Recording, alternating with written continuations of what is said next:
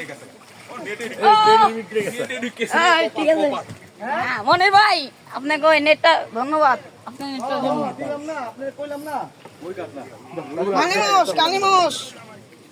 কালিমাস রুই মাছ লোন পরে কে হ্যাঁ আস্তে আস্তে বর্ষিটা মন খোলা গেছে ফুটবল কাপড় তো ধর বেটা